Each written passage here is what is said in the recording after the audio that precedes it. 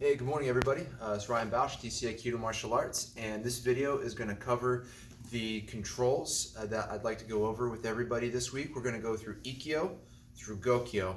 We're not going to do them all today. It's a lot of information to throw out to you. I want to build up through all the techniques so we have a chance to go through them in detail, because I know sometimes even with our advanced students we forget or get sloppy, or maybe there's just some confusion. But especially for beginners, when you guys are learning the controls, there's a lot of really subtle, fine details that we do our best to cover in class, but now that we have the opportunity, we're going to really cover them very, very well. So stick with me. We're going to go over Ikkyo and Gokyo today. And we're also going to go over how you guys can find somebody, a willing participant in your household that you'll be able to work with on all of these things in a very safe and structured manner. So I got Noah here to help me out. All right, so we're going to pretend that Noah has never been to an Aikido class before and has no idea what's happening. And we're also going to assume that we've got a very small space to work in inside your house, all right? So if I'm the practitioner and I'm working with Noah here, he's never done it before, I'm going to say, Noah, with your left arm, please. Awesome. So we're going to do all this stuff from Ko Sidori, all right? So we're going to actually have them grab the wrists in the correct way. And the first thing that you want to do when you're working with somebody else is really help them, before you do any of the techniques, you really want to help them understand how to relax and be loose. A lot of the injuries that happen in Aikido happen because people tense up and try to resist, and when we go in opposite directions of what we're anticipating, bad things happen. So as a teacher, those of you who want to become an instructor one day, it's really, really important that you start with safety first. All right, so Noah, you grabbed me way too hard, dude. Grab my wrist, but relax your arm. You should be able to bend in your elbow and in your shoulder, right? See how loose you are right now? Mm-hmm. This is how loose you need to stay through everything that we're going to do. Do you understand? Yep. Always check for understanding, never assume. All right? Cool. All right, so Ikkyo, all right? So now that we have the looseness covered, we're going to work on the footwork. Say, no, I'm going to grab you this time, okay? So you take their roll, all right? So I want you to move my arm just like I was doing to you. See how loose I am? Mm-hmm. Does that feel good? Mm-hmm. Excellent. Yeah, nice and loose. There's no resistance. You can pretty much move your arm wherever you want, but I'm staying connected. Exactly how it should be. Cool? All right. Now, what I want you to do is I want you to flip your palm up, right, and help them. Just like that. Grab my elbow with your other hand. Cool. All I want you to do is take one step forward. Just one. Perfect. All right. You see how I'm bending right here? Yes. Cool. I'm going to turn my hips away from you. Right? I'm still connected, yes? Yes. Cool. And I'm just going to go down to one knee. Cool? Mm-hmm. All right. So Noah's effectively in Ikkyo right now. You don't have to tell him that, but we're working more just on fluidity and body movement. I'm going to stand back up. Please let me do so, but stay connected. Take a step back. Cool. All right. So that's the first half of this drill that we're going to practice together. All right. So we'll switch sides. Palm up, please. Elbow. One step forward. I'm going to turn as Noah steps, and I'm going to go down to one knee. So you see what I'm doing, Noah? Step back. Everything that I'm doing, you're going to do next. Grab and down. Cool. I'm going to stand back up. Grab and down. I'm pivoting on the balls of my feet. I'm not stepping. I'm just turning and going down to one knee. All right? So now it's your turn. So let's switch feet here. Cool. All right, so remember, remind them, be flexible, relax. All right, I'm going to do my palm up. I'm going to grab your elbow. Now, I want you to pivot your feet so your hips are orienting this way. There we go. And as I step forward, you're going to go down to that knee. Tapping, touching is helpful. Left and right's confusing. Touch, tap, help people orient themselves by using touch. All right, cool. Now we're going to do this back and forth. We're going to do one more time. Ready? Boom. Come back. Now you grab my elbow. Excellent. And back. Beautiful.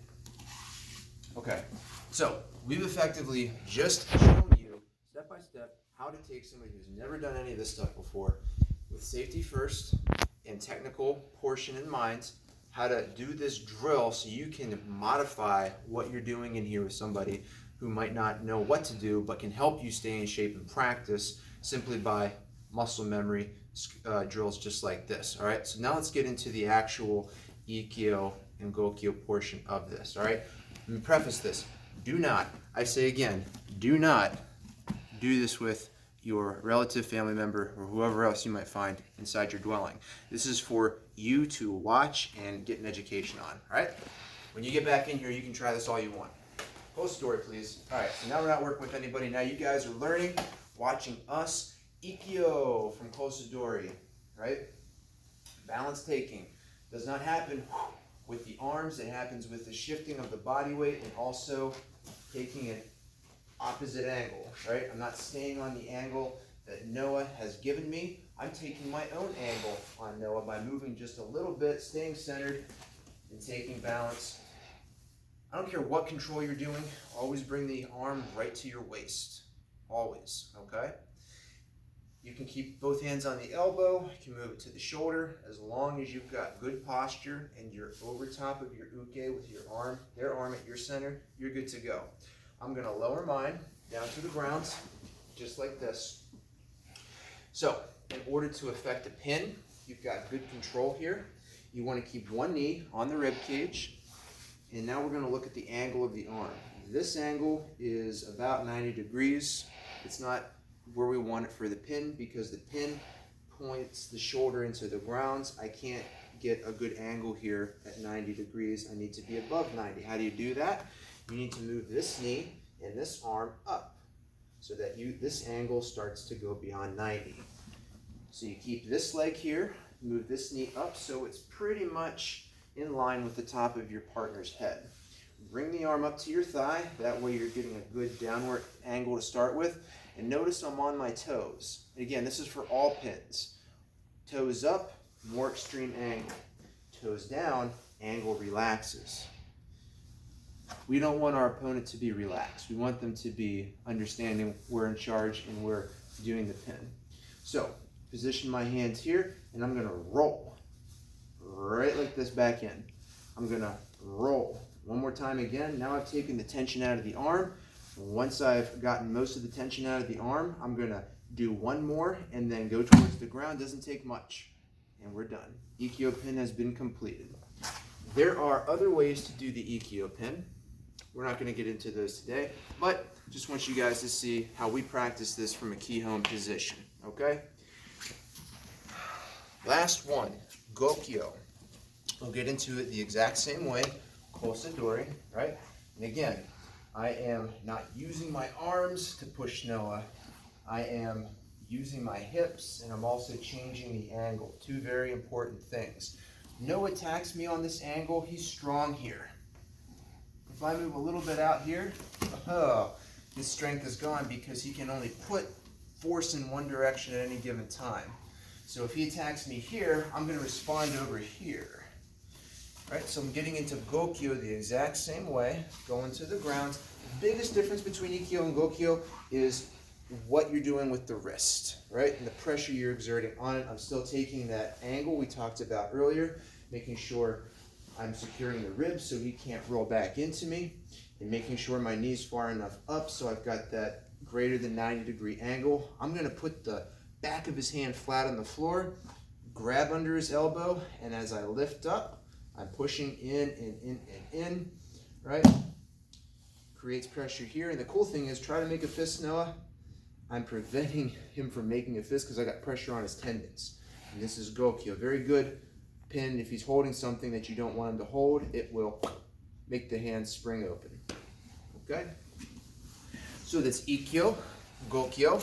At the end of the week, we'll review a drill that you can do with somebody who doesn't practice Aikido, where you can actually go through Ikkyo, through Gokyo with the hand motions and practice, okay? All right, you guys, I appreciate your attention to detail. If you do get a chance to work with somebody who's not an Aikido practitioner, you gotta take your time and make sure you cover the basics with regard to being relaxed, being flexible, and not going anywhere outside of what I've instructed you to do, okay? The Ikkyo and Gokyo pin and how to get into it from here. Do not practice with anybody outside the dojo. You wait till you come back in so you can practice. Take the tips I've given you today, log them away, review the videos, come back ready to practice, all right? Next time I see you guys, Ikkyo, Sankyo, Yankyo, all right? Have a great day. See you next time.